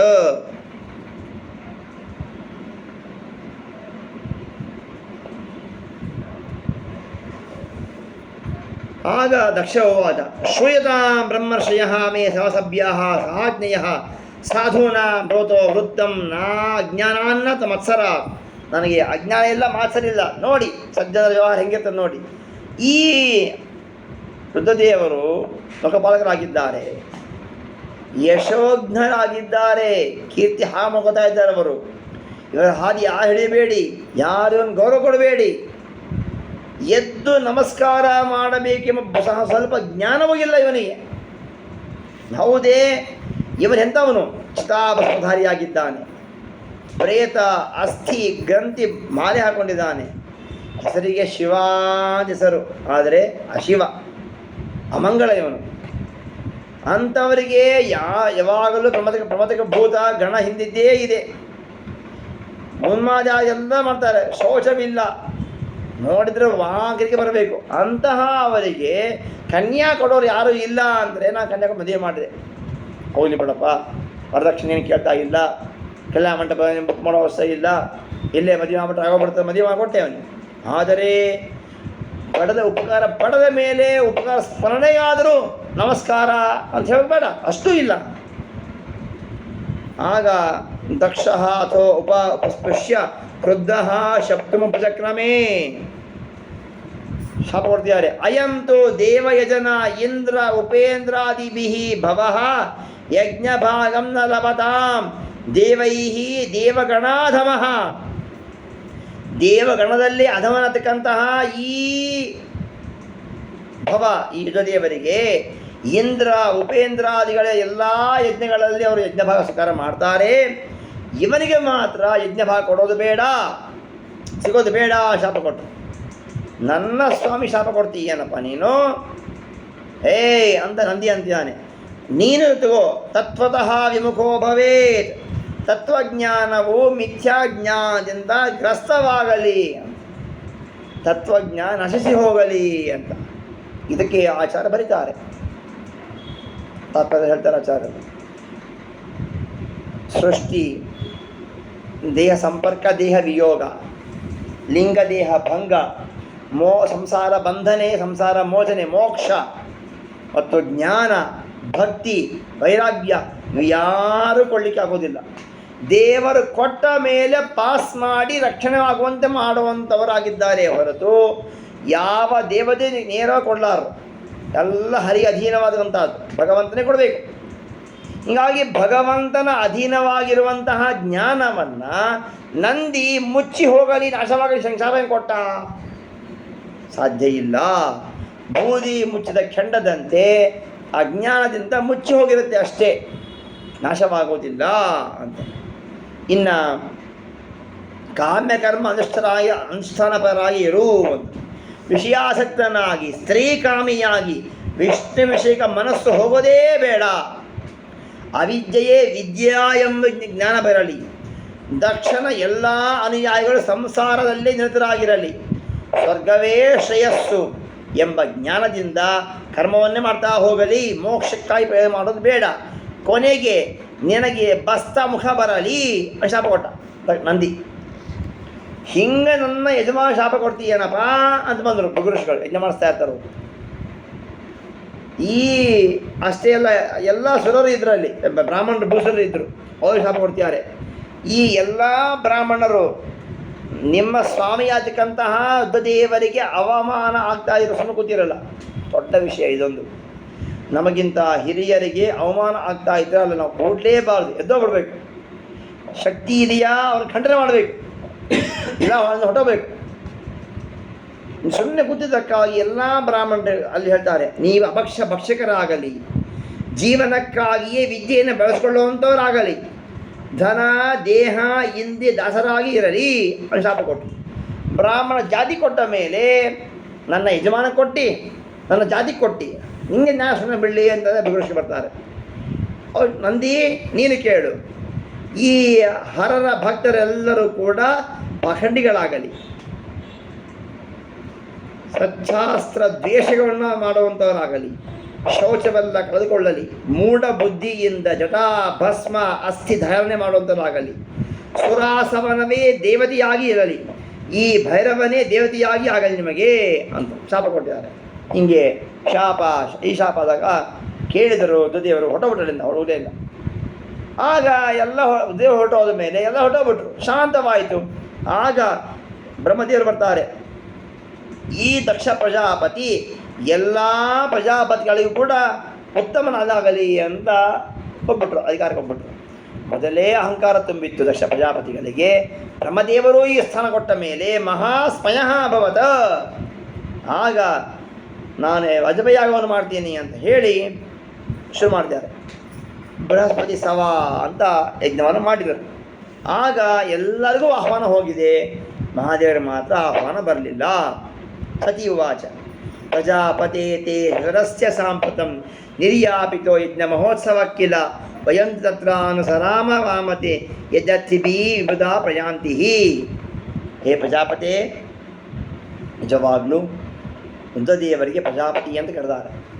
ತೈತ್ತೆಯಲ್ಲಿ ಬರ್ತದೆ, ಮೋಕ್ಷ ಅಂತ ಹೇಳಬೇಕಾದ ಹೇಳ್ತಾರೆ. ಪ್ರಜಾಪತೇರಾನಂದ ತೇಹಿತಂ ಪ್ರಜಾಪತೇರಾನಂದ ಸ ಬ್ರಹ್ಮಣ ಏಕಾನಂದ ಅಂತ ಬರ್ತದೆ. ಪ್ರಜಾಪತಿ ಅಂತಂದರೆ ಸಂತಾನವನ್ನು ದಯಪಾಲಿಸುವಂತಹ ದೇವತೆ ರುದ್ರದೇವರು. ಸಂತಾನಕ್ಕಾಗಿ ಎಲ್ಲ ಜೀವರು ರುದ್ರದೇವರನ್ನು ಉಪಾಸನೆ ಮಾಡಲಿ ಅಂತ ಭಾಗವತದಲ್ಲಿ ಬಂದಿದೆ. ಸ್ವಯಂ ಕೃಷ್ಣ ಮಾಡಿ ತೋರಿಸಿದ್ದಾನೆ ಕೂಡ. ರುಕ್ಮಿಣಿ ಕರ್ಕೊಂಡು ಹೋಗ್ತಾನೆ ಕೈಲಾಸಕ್ಕೆ. ಹರ ಹರ ಶಂಭೋ ಶಂಕರ ಸಂತಾನ ದಯಪಾಲಿಸಪ್ಪ ಅಂತ ಕೇಳ್ತಾನೆ ಕೃಷ್ಣ. ಆಗ ಬರ್ತಾರೆ ರುದ್ರದೇವರು, ಸ್ವಾಮಿ ಇದ್ಯಾಕೆ ಹಿಂಗೆ ಮಾಡ್ತಿದ್ದೀಯ ಅಂತ ಹೇಳಿ. ನಾನು ನಿಂಗೆ ವರ ಕೊಟ್ಟಿದ್ದೇನೆ, ಏನಂತ ನೀನು ವರ ಕೊಡು ಅಂತ ಹೇಳಿ. ಸ್ವಾಮಿ ಏನೋ ಅನುಗ್ರಹ ಮಾಡು ಅಂತ ಕೇಳಿದಾಗ, ನಾನು ನಿಂಗೆ ವರ ಬೇಡ್ತೇನೆ, ನೀನು ವರ ಕೊಡು ಅಂತ ಆಗಲಿ ಅಂತ ಕೊಟ್ಟ ಪರಮಾತ್ಮ. ಹರಿಯ ಇಚ್ಛಾ ಇಲ್ಲರ ಶಕ್ತಿ ಇಲ್ಲ ರುದ್ರದೇವರಿಗೆ. ಆಯ್ತಪ್ಪ, ನೀ ಕೊಟ್ಟೋದಕ್ಕೆ ಅವಶ್ಯ ಮಾಡ್ತೇನೆ ಅಂತ ಹೇಳಿ ತಾನು ಕೃಷ್ಣನಾಗಿ ಬಂದು ತಾನು ತಪಸ್ಸು ಮಾಡ್ತಾನೆ ಕೈಲಾಸದಲ್ಲಿ. ಆ ಘಂಟಾಕರ್ಣ ಪಿಶಾಚ ಅಂತ ಎರಡು ಬಂದು ಪೀಠ ಕೊಡ್ತಾರೆ, ತಮಾಷೆ ಮಾಡ್ತಾರೆ ಅಂತ ಕತೆ ಕೇಳಿದಿ. ಆ ಬರುವನೇ ಪ್ರದ್ಯುಮ್ನ. ತನ್ನಿಂದ ಭಸ್ಮನಾಗಿದ್ದದಕ್ಕಾಗಿ ಅನಂಗನಾಗಿರುವಂತಹ ಕಾಮ ಇಲ್ಲಿ ಹುಟ್ಟಿ ಬರಲಿ ಅಂತ ಪ್ರದ್ಯುಮ್ನಾಗಿ ಹುಡ್ತಾನೆ ಯಾರು? ಮನ್ಮಥ. ಹಾಗೆ ಪ್ರಜಾಪತಿಗಳಿಗೆ ಪ್ರಜೆಗಳನ್ನು ಹುಟ್ಟಿಸುವಂತಹ ಯಾವ ಯೋನಿಗಳಿವೆಯೋ, ಪಶು ಪಕ್ಷಿ ಕ್ರಿಮಿ ಕೀಟ ಇರುವೆ ಮನುಷ್ಯ ನಾಯಿ ಹಂದಿ, ಈ ಎಲ್ಲ ಪಿತೃಸ್ಥಾಯ ಜೀವನಿಗೆ ಶಕ್ತಿ ಕೊಡುವಂಥವರು ಪ್ರಜಾಪತಿ. ಅಂತಹ ರುದ್ರದೇವರನ್ನು ಪ್ರಾರ್ಥನೆ ಮಾಡ್ತೀನಿ ಅಂತಾಳೆ. ನಿನ್ನ ಮಾವನ ಮನೆಯಲ್ಲಿ ಮಹೋತ್ಸವ ಆಗ್ತಾ ಇದೆ ಕೇಳಿದೆಯಲ್ಲ, ನಾವು ಹೋಗೋಣವೇ ಅಂತ. ಆಗ ಇಲ್ಲ, ನಮ್ಗೆ ಕರೆದಿಲ್ಲ, ಹೋಗೋದು ಬೇಡ ಅಂತ. ಹೌದಾ? ಧರ್ಮಶಾಸ್ತ್ರ ನೀ ಎಷ್ಟೇ ಓದ್ಕೊಂಡಿದ್ದೀಯಾ? ಪತಿದೇವನೇ, ನಾನು ದಕ್ಷ ಪ್ರಜಾಪತಿ ಪುತ್ರಿ, ನಾನು ಧರ್ಮಶಾಸ್ತ್ರ ಓದಿದ್ದೇನೆ. ಅನಾಹೂತ ಅಭಿಯಾಂತಿ ಸೌಹೃದಾತ್ ಭರ್ತುರ್ ಗುರೋ ದೇಗುತಶ್ಚ ಕೇತನಂ. ತಂದೆಯ ಮನೆಗೆ ಮಗಳು, ಗಂಡನ ಮನೆಗೆ ಮಡದಿ, ಗುರುವಿನ ಮನೆಗೆ ಶಿಷ್ಯ ಆಹ್ವಾನ ಇಲ್ಲದೇ ಇದ್ದರೂ ಹೋಗಲಿಕ್ಕೆ ಬೇಕು. ಧರ್ಮಶಾಸ್ತ್ರ ಹೇಳ್ತಾ ಇದೆ. ತಂದೆ ಮನೆಗೆ ಹೋಗಲಿಕ್ಕೆ ಏನಾಗಿದೆ ನನಗೆ, ಹೋಗೋಣ ಬಾ. ಶಂಭುರುವಾಚ ಪ್ರಯೋಜಿತಂ ಶೋಭನಮೇವ ಶೋಭನೆ ಅನಾಹುತ ಅಭಿಯಾಂತಿ ಬಂಧುಷು ತೇ ಯದಿ ಅನುತ್ಪಾದಿತ ದೋಷದುಷ್ಟಯ ಬಲೀಯಸ ಅನಾತ್ಮಪದೇನ ಮನ್ಯುನ.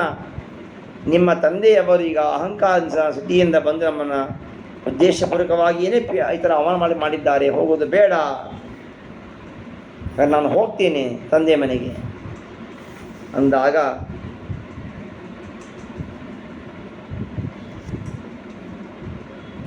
ಪ್ರೀತಿಯಿಂದ ತನ್ನ ಅರ್ಧ ದೇಹವನ್ನೇ ಕೊಟ್ಟಿರತಕ್ಕಂತಹ ಪತಿಯನ್ನು ತೊರೆದು ಹೋಗ್ತಾ ಇದ್ದಾಳೆ ಸತೀದೇವಿಯು. ಆಗ ಹೋಗಬೇಕಾದಾಗ ಸನ್ನೆ ಮಾಡಿದರು. ತಮನ್ವಗಚ್ಚಂತ ವಿಕ್ರಮ ಸತೀಮೇಕಾಂ ತ್ರಿನೇತ್ರ ಅನುಚರಾಹ ಸಹಸ್ರಶಃ. 1000 ಮಂದಿ ಹಿಂದೆ ಹೋಗಿದ್ದಾರೆ ಪಾರ್ಷದರು. ಮಣಿಮಂತ ಮದಾಜೆಲ್ಲ ಹೋಗಿದ್ದಾರೆ. ಹೋದಾಗ ಅಲ್ಲಿ ಹೋದಳು. ತಂದೆ ನೋಡಿದ್ದ, ಏನು ಬಾ ಎಲ್ಲ ಕೂಡ ಅಂತ ಹೇಳಿಲ್ಲ, ಮಾತಾಡಿಸಿಲ್ಲ. ಹರ ಬಂದ ಸುಮ್ಮನಾಗ್ಬಿಟ್ಟ. ತಂದೆ ತಿರಸ್ಕಾರವಾಯಿತು. ಹೋಗ್ಬಿಡು, ಅಪ್ಪ ಏನೋ ಯಜ್ಞ ಮಾಡ್ತಾನೆ, ಸುಮ್ಮನಾಗಿದ್ದಾನೆ ಅಂತಂದು ಎಲ್ಲ ಅಕ್ಕಂದರು ಕರೆದರು, ಚಿಕ್ಕಮ್ಮ, ದೊಡ್ಡಮ್ಮ, ಅಕ್ಕ ತಂಗಿಯರು, ತಾಯಿ ಎಲ್ಲ ಉದಾಸಿದ್ರು. ಆನಂದವಾಯಿತು. ಸರಿ ಅಂತ ಹೋಮ ಶುರುವಾಯಿತು. ಎಲ್ಲ ಬಂದು ಕುತ್ಕೊಂಡ್ರು. ಇಂದ್ರಾಯ ಸ್ವಾಹ ಅಂತ ಶಚಿ ಇಂದ್ರ ಬಂದಿಸ್ಕೊಂಡು ಹೋದರು. ಎಲ್ಲ ಕೊಡ್ತಾ ಇದ್ದಾರೆ. ಇನ್ನು ಮುಂದಿನ ಟರ್ಮ್ ದೇವರಿಗೆ ಮುಂದೆ ಹೋಗು ಅಂತ ರುದ್ರ, ಸುಮ್ಮನೆ ಮುಂದೆ ಹೋಗು ಅಂತ ಆಜ್ಞೆ ಮಾಡ್ತಾನೆ. ಹೇಳ್ತಾನೆ ದಕ್ಷ ಪ್ರಜಾಪತಿ. ಅರುದ್ರ ಭಾಗಂ ತಮ ವೇಕ್ಷ ಚಾಧ್ವರಂ ಪಿತ್ರಾಶ ದೇವೇ ಕೃತ ಹೇಳನಂ ವಿಭೋ ಅನಾದೃತ ಯಜ್ಞ ಸಹಸ್ರದೀಶ್ವರಿ ಚುಗೋಪಲೋಕಾನಿವ ದಕ್ಷತೀರುಷ. ತನ್ನ ಪತಿಗೆ ಯಜ್ಞ ಭಾಗ ಕೊಡದೇ ಇರುವಾಗ ಮುಂದೆ ಹೋಗು ಅಂತ ಹೇಳಿದ ಮೇಲೆ ಸತಿಗೆ ಬಂದು ದೇವಿ ಉವಾಚ ಯಸ್ಯ ಲೋಕೆ ಅಸ್ತಿ ಶಾಯಿನಃ ಪ್ರಿಯ ಅಥವಾ ಪ್ರಿಯ ದೇವಹುತಾಂ ಕ್ರಿಯಾತ್ಮನಃ ತಸ್ಮಿನ್ ಸಮಸ್ತಾತ್ಮನಿ ಮುಕ್ತ ವೈರಕೆ ಹುತಂ ಭವಂತಂ ಕಥಮಪತೀಪಃ. ಜಗತ್ತಿನ ಎಲ್ಲರಿಗೂ ಕ್ಷೇಮವನ್ನು ಮಾಡ್ತಕ್ಕಂಥ ಪತಿ ಮೇಲೆ ಯಾಕೆ ಇಷ್ಟು ವೈರ ಬರ್ತಾ ಇದೆ ನನಗೆ? ಯಜ್ಜಕ್ಷರಂ ನಾಮ ಗಿರೇರಿತಂ ನೃಣಾಂ ಸಕೃತ್ ಪ್ರಸಂಗಾದ ಅಘಮಾಶು ಹಂತಿ ಯತ್ ಪವಿತ್ರ ಕೀರ್ತಿಂ ತಮ ಲಂಘ್ಯ ಶಾಸನಂ ಭವಾನ್ ಅಹೋದೇಶ ಶಿವೇತರಃ.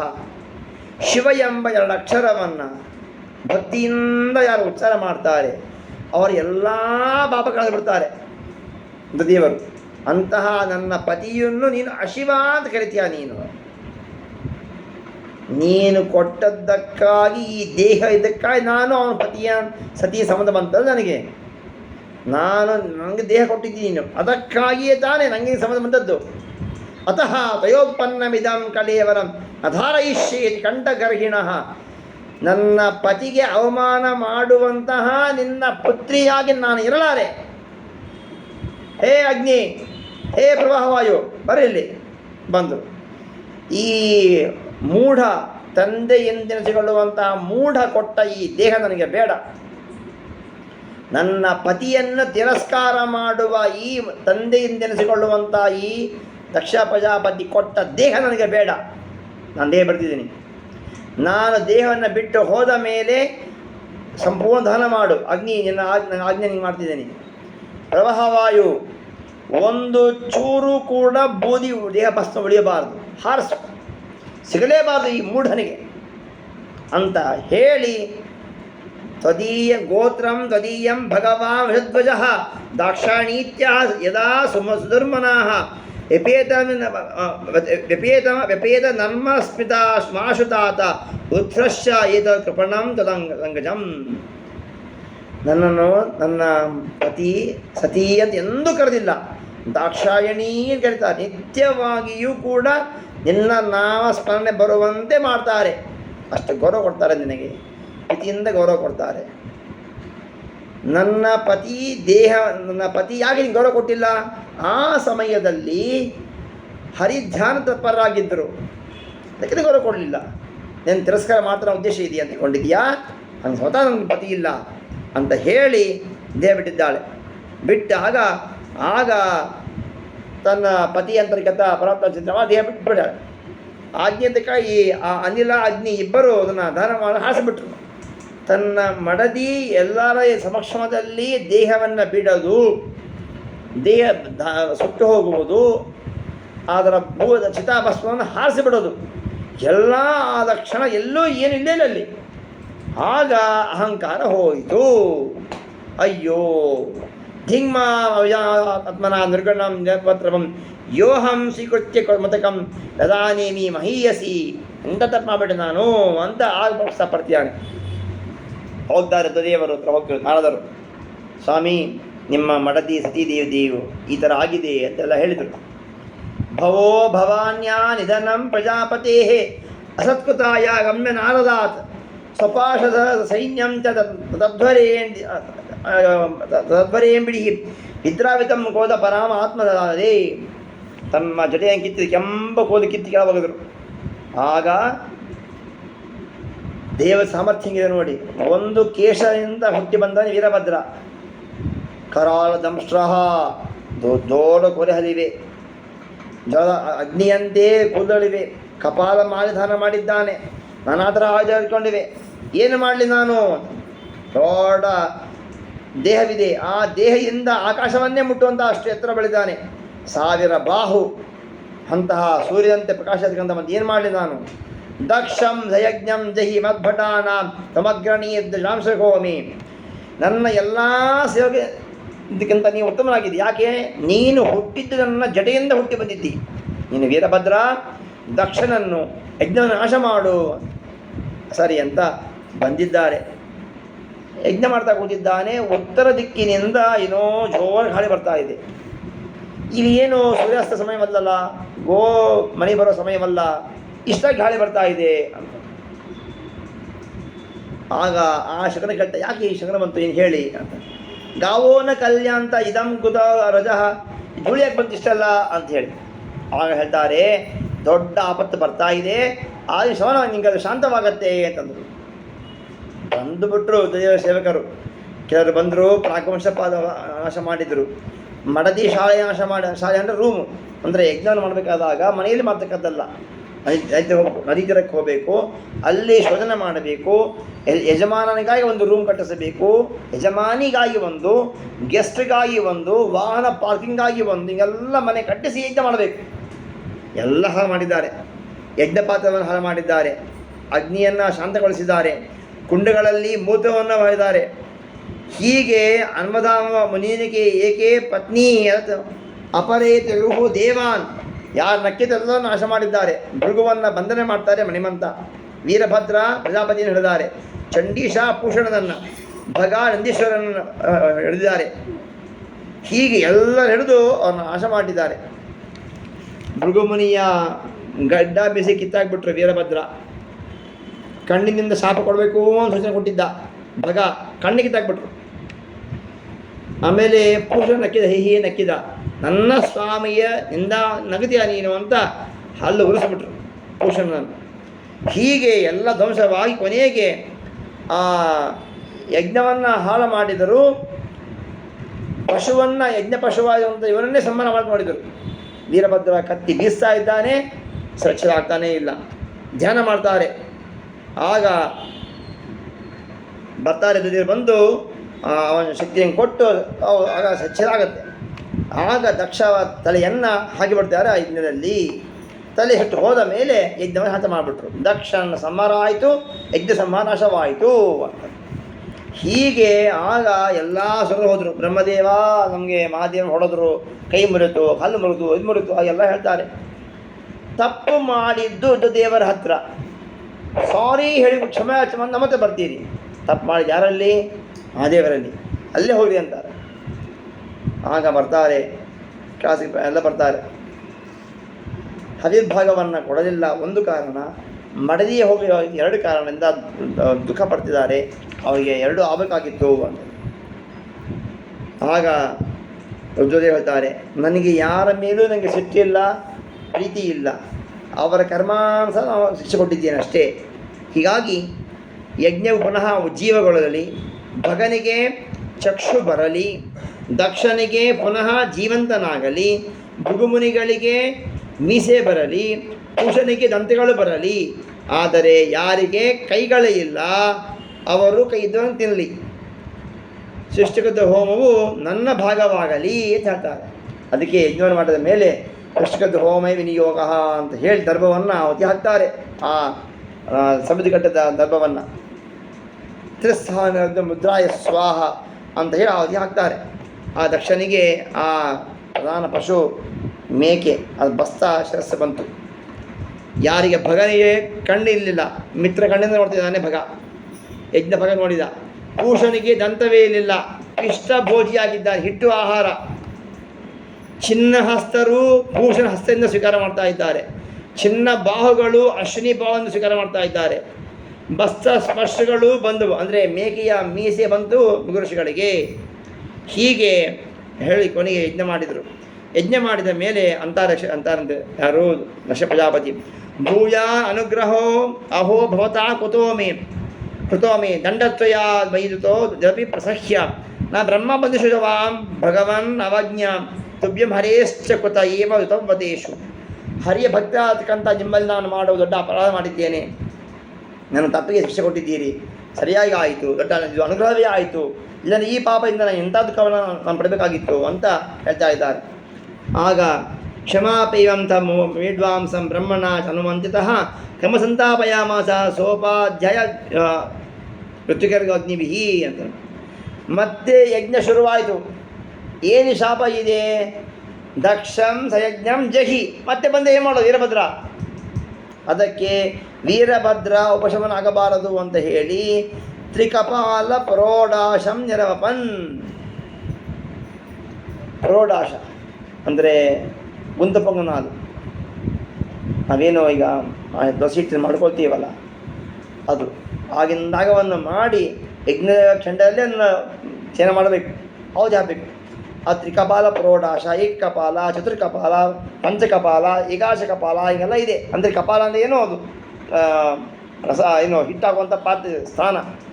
ಹಾಗಾಗಿ ವೈಷ್ಣವ ವಿಧಂತತೆ ವಿಷ್ಣು ಅನುಗ್ರಹ ಮಾಡಲಿ, ಆ ವೀರಭದ್ರ ಉಪಶಮನ ಆಗಲಿ ಅಂತ ಆಹುತಿ ಹಾಕಿದರು ಭಗವಂತ ಭದ್ರಪದನಾದ. ಆಗ ಯಜ್ಞೋ ಯಜ್ಞಪತಿ ಯಜ್ಞಾಂತಕೃತ ಅಂತ ಹೇಳಿದಂತೆ ಆ ಹರಿ ಬರೆ ಬಂದಿದ್ದ ಎಲ್ಲ ಸುತ್ತ ಮಾಡ್ತಿದ್ದಾರೆ. ಆಗ ಈ ಥರ ನೀವು ಮಾಡೋದು ಸರಿಯಲ್ಲ, ಯಜ್ಞ ಪೂರ್ಣವಾಗಲಿ ಅಂತ ಹೇಳಿ ಹರಿಯವರ ಕೊಟ್ಟಿದ್ದ ಹೋಗಿದ್ದಾನೆ. ಸ್ವೀಕಾರ ಮಾಡಿ ಭಗವಂತ ಹೋಗಿದ್ದಾನೆ. ಹೀಗೆ ನಾನು ಬ್ರಹ್ಮ ರುದ್ರ ಸೇರಿಕೊಂಡು ಸೃಷ್ಟಿಯನ್ನು ರಕ್ಷಣೆಯನ್ನು ಲೇಖನ ಮಾಡುವಂತಾಗಿದ್ದೇವೆ. ಅಂತಹ ಲೇಖತ್ವಕ್ಕಂತಹ ಈ ಮಹಾದೇವರ ಮಾಡುವ ಅವಮಾನ ನನಗೆ ಮಾಡಿದ ಅವಮಾನ ಆಗತ್ತೆ, ನಮ್ಮ ಮಾಡಬೇಡಿ ಅಂತ ಹೇಳಿ ಭಗವಂತ ಹೊರಟಿದ್ದಾನೆ. ಸೋಮಯಾಗ ಹೊರಟಿದ್ದಾನೆ ಅಂತ. ಆ ಸತೀದೇವಿಯೇ ಪಾರ್ವತಿಯಾಗಿ ಹುಟ್ಟಿ ರುದ್ರಪತ್ನಿಯಾಗಿದ್ದಾಳೆ. ಆ ರುದ್ರದೇವರು ಅಂದ ಆ ಶಕ್ತಿಧಾರಣ ಮಾಡಿಕೊಂಡ ಆ ಮೇನಕ ಹಿಮಾಲಯ ಪುತ್ರಿಯಾಗಿ ಬಂದು ಪಾರ್ವತಿಯನ್ನು ಉಮಾ ತಪಸ್ಸು ಮಾಡಬೇಡ ಅಂದ ಉಮಾ ಅಂತದ್ದು. ಹಾಗಾಗಿ ಪರ್ಣ ತಿಂದುಕೊಂಡೇ ಯಜ್ಞ ಮಾಡಿದಂತ ಅವ್ರು ತಪಸ್ಸು ಮಾಡೋದು. ಅಪರ್ಣ ಹೆಸರಲ್ಲಾಗತ್ತೆ. ಅವ್ರು ಮದುವೆ ಆಗ್ತಾರೆ ರುದ್ರದೇವರು. ಆಗ ಶಕ್ತಿಯಿಂದ ಆಧಾನ ಮಾಡಿದಾಗ ಆಗೋಲ್ಲ. ಆ ಶಕ್ತಿಯನ್ನು ಬಿಟ್ಟುಬಿಡ್ತಾಳೆ ಆಕಾಶದಲ್ಲಿ. ಗಂಗೆ ಸ್ವೀಕಾರ ಮಾಡಿದಳು. ಅಲ್ಲಿಂದ ಅಗ್ನಿ, ಅಲ್ಲಿಂದ ಸ್ವಾಹ, ಅಲ್ಲಿಂದ ಶರಕಾಂದಂತಹ ಬಿಟ್ಟಿದ್ದಾಳೆ. ಆ ಕೃತಿಕೆಯರು ಅದನ್ನು ಸ್ತನಪನ ಮಾಡಿಸಿದರು. ಶಕ್ತಿಯ ಶಿಶುವಿಗೆ ಷಣ್ಮುಖ ಅಂತ ಆಗಿದ್ದಾನೆ. ಹೀಗೆ ಷಡ್ಭಿಃ ಮುಖೈಃ ಸರಂ ಪೀತ್ವಾ ಸ ಬಾಲ ಷಣ್ಮುಖಃ ಅಭವತ್ ತಸ್ಯಕ್ರುಹೋ ಸೈನ್ಯಪಾಲಂ ಸರ್ವಾಸುರ ಭಯಂಕರಂ. ಎಲ್ಲ ಅಸುರರಿಗೆ ಭಯಂಕರ ಆಗತಕ್ಕಂತಹ ಈ ಸ್ಕಂದನನ್ನು ಷಣ್ಮುಖನನ್ನು ಸೈನ್ಯಾಧಿಪತಿ ಮಾಡಿದ್ದಾರೆ ಎಲ್ಲ ದೇವತೆಗಳು. ಹೀಗೆ ಪ್ರದೋಷ ಕಾಲ ದೇವರು ಸಂಚಾರ ಮಾಡುವಂಥ ಕಾಲದಲ್ಲಿ ಅವರ ಮಹಿಮೆಯನ್ನು ಹೇಳುವ ಭಾಗ್ಯ ಸಿಕ್ಕಿದ್ದಕ್ಕೆ ಆ ಭಗವಂತ ಅನುಗ್ರಹ ಮಾಡಲಿ. ಶುದ್ಧ ಮನಸ್ಸು ಹರಿಯಲ್ಲೇ ಹೋಗಲಿ. ತೈಲಧಾರೆಯಂತೆ ಹರಿಯಲ್ಲಿ ಮನಸ್ಸು ಕೊಡುವ ಶಂಭೋ ಅಂತ ಬೇಡುವಂತೆ ನಾವು ಬೇಡೋಣ. ಹರಿಯಲ್ಲೇ ಮನಸ್ಸು ಹೋಗುವಂತೆ ಆಗಲಿ ಅಂತ ಹೇಳ್ತಾ ಇಲ್ಲಿ ಭಾಗ ಮುಕ್ತಾಯ ಮಾಡ್ತಿದ್ದೀನಿ. ಶ್ರೀಕೃಷ್ಣ ಅರ್ಪಣಮಸ್ತು. ಮಣಿಮಂಜರಿ